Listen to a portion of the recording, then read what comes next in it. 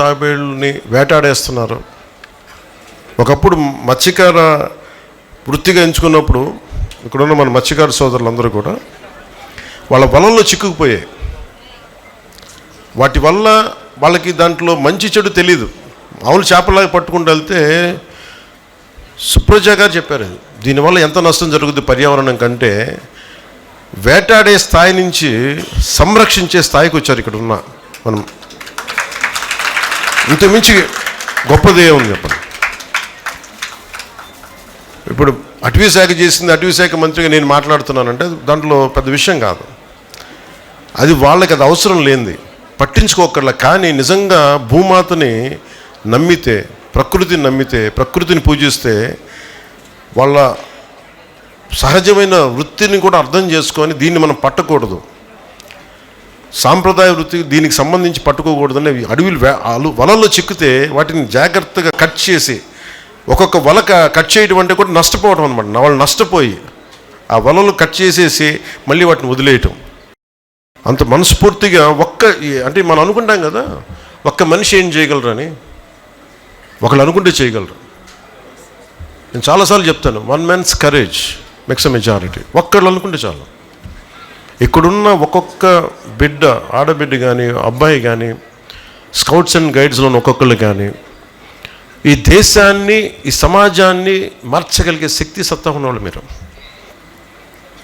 సుప్రజ గారు ఒక్కళ్ళు అనుకొని ఆవిడికి తోడుగా రాజు గారు, సూరజ్ గారు, చంద్రారెడ్డి గారు,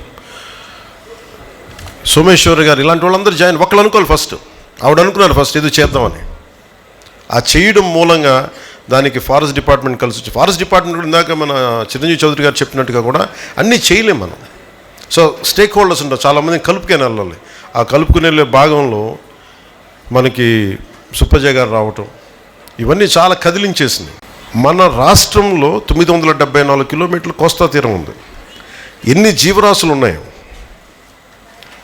ఒక్కొక్క జీవరాశిని రక్షించాలి అంటే అవి మనకు సహాయం చేస్తాయి, అవి బతుకుతూ మనకు సహాయం చేస్తాయి. అలాంటి జీవరాశులు నిర్దాక్షిణ్యంగా చెప్పాను ఇందాక, పులి ఆకలేస్తే తింటుంది. ఒక తిమింగలం దానికి ఆకలేసినంత తిని మళ్ళీ కాము కూర్చుంటుంది. మనకు ఉన్న అవసరం ఉన్నా లేకపోయినా కొంచెం ఎగ్జాటిక్గా అని చెప్పి దాని మాంసం బాగుంటుంది, దీని మాంసం బాగుంటుంది, తాబేలు మాంసాలు బాగుంటాయి, అడ్డగోలుగా వేటలు చేసి చేసి మెరైన్ యానిమల్స్ని చంపేయటం కానీ ఇవన్నీ ఎక్కువైపోయినాయి. అక్కడ పాంగోలిన్ అని ఒక జంతువు ఉంటుంది.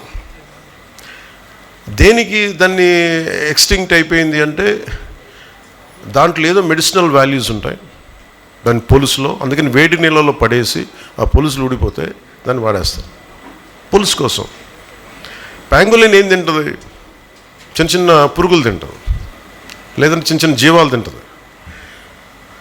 నేను చాలా కాలం ఇవన్నీ ఏమనుకున్నాను అంటే ఇవి మంచివి చేస్తాయేమో అని అనుకున్నాను. కానీ మనకు అర్థమైంది ఏదైనా సరే మొక్కల రూపంలో ఉంటాయి. అన్ని ఔషధాలు మొక్కల రూపంలోనే ఉంటాయి. జ్ఞానం పెంచుకుంటే మొక్కలు కనిపిస్తాయి ఔషధాలన్నీ. దానికి జంతువులనే చంపకర్లా. ఈ జ్ఞానం పెద్దలకు ఎంతమందికి వస్తుందో తెలియదు, కానీ నెక్స్ట్ జనరేషన్ వచ్చే తరం మీకు ఇది మీరు దీన్ని బయటికి తీసుకెళ్ళాలి.